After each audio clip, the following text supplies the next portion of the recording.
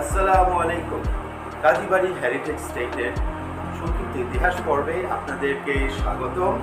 আজকে আমরা এই যে আমার পিছনে যে ছবিটি দেখতে পাচ্ছি, এই ছবিটির ইতিহাস নিয়ে কথা বলব। এই ছবিটিতে আমরা কাজী আব্দুর রউফ সাহেবকে দেখতে পাচ্ছি। তার খানদানি লাঠিটি হাতে নিয়ে আছেন। এই লাঠিটি বহু পুরাতন। এটি তার পূর্বপুরুষকে কোনো এক বাদশাহ এটিকে তাকে গিফট করেছিলেন। এটি একটি রূপোর লাঠি, আর উপরে আপনার মূল্যবান পাথর খচিত আছে।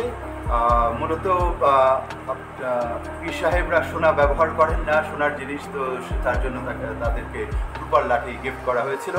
তো কাজী আব্দুর রউফ সাহেবের পিতার নাম ছিল হাদি আল মুলক হজরত মাওলানা রহিম বাক্স। তিনি তৎকালীন দক্ষিণ বাংলার খুব গুরুত্বপূর্ণ পীর সাহেব ছিলেন। আর কাজী আব্দুর রউফ তার পেশায় ছিলেন, পূর্বপুরুষের যে পেশা ছিল সেটি উনি অনুসরণ করতেন, পীর মুরিদি, মোগল তালুকদারি এবং জমিদারি। এবং পরবর্তীতে তিনি শাহের কাজী বা টাউন জাজ, এই অনারারি চাকরিটি ব্রিটিশ সরকারের কাছ থেকে এর দায়িত্ব গ্রহণ করেন। এখন আমি কতগুলো আমার বংশের অনেক প্রাচীন আমলের কিছু মুদ্রা দেখাতে যাচ্ছি, যেগুলো আমার বংশে অনেক প্রাচীনকাল থেকে আছে। তো এটি হচ্ছে গিয়ে আপনার 1300 হিজরির একটি মুদ্রা। এটি 1450 বছর আগে। এটি হজরত উমর রাদিয়াল্লাহু আনহু ওনার শাসন আমলের। হ্যাঁ, তো এখানে এই মুদ্রাটা থেকে প্রতিপন্ন হয় যে আমার বংশের কেউ বা কাজী আব্দুর রউফ সাহেবের বংশের কেউ সেই মদিনা মনোয়ারায় ছিলেন সেই 1400 বছর আগে, যখন কিনা রাসূলুল্লাহ সাল্লাল্লাহু আলাইহি ওয়াসাল্লাম বেঁচে ছিলেন, ওমর রাদিয়াল্লাহু আনহু ছিলেন ও সময়। তো এই জন্যই সম্ভবত বংশের মধ্যে পীর মুরিদি ব্যাপারটা আজ ছিল এবং তাদের নামের সাথে সৈয়দ কথাটি সম্পৃক্ত ছিল, আমার যা ধারণা। আচ্ছা, আর এরপর আরেকটি জিনিস আমি দেখাতে যাচ্ছি যে আরেকটি পুরনো প্রাচীন মুদ্রা, সেটি হচ্ছে গিয়ে এই মুদ্রাটি হচ্ছে গিয়ে আপনার 1436 সালে। এটি হচ্ছে গিয়ে আপনার মাহমুদ শাহর সময়কার মুদ্রা। তো এই মুদ্রাটি আমার পরিবারে বহু আগে থেকে আছে। তো মানে একটা জিনিস বলতে চাই, সেটা হচ্ছে আমি ছোটোবেলায় এই মুদ্রাগুলো নিয়ে আমি খেলতাম, এটা আমার খেলার জিনিস ছিল আর কি।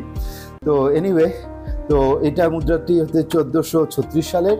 তো এটা মাহমুদ শাহর সময়ের পয়সা।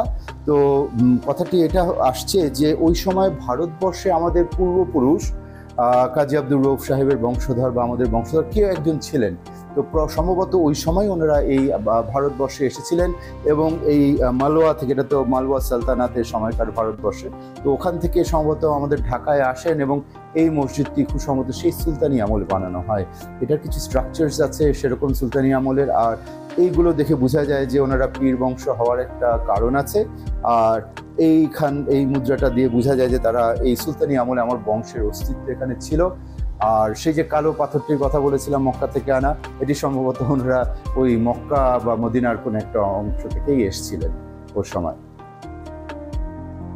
আর আরেকটি ধারণা আমার হয়েছে যে 1400 বা 1300-1400, এই যে 1436 বা এই সময় এই ভারতবর্ষে আগমন করেছিলেন বাবা নিজামুদ্দিন আউলিয়া রহমতুল্লাহ আলাইহি, উনি, তারপরে খাজা মঈনুদ্দিন চিশতি রহমতুল্লাহ আলাইহি, গঞ্জে শাক্তের, ওনারা এসেছিলেন।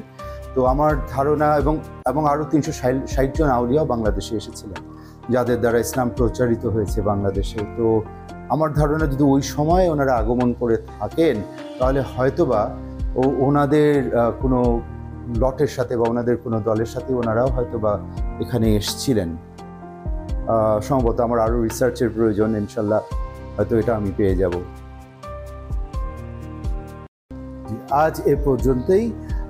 আবার আগামীতে আপনাদের জন্য আরও কিছু সংক্ষিপ্ত ইতিহাস কাজীবাড়ি হেরিটেজ স্টেটের নিয়ে আমি উপস্থিত হব আপনাদের মাঝে। তো সে সময় পর্যন্ত আজকে আপনাদের কাছে বিদায় নিয়ে যাচ্ছি। আমার জন্য দোয়া করবেন। আসসালামু আলাইকুম। ইতিহাস ঐতিহ্য ভিত্তিক আমার এই ভিডিওটি ভালো লাগলে আমার এ কাজে উৎসাহ দেওয়ার জন্য আমার ভিডিওটি লাইক, শেয়ার ও সাবস্ক্রাইব করে দেওয়ার অনুরোধ রইল। ধন্যবাদ।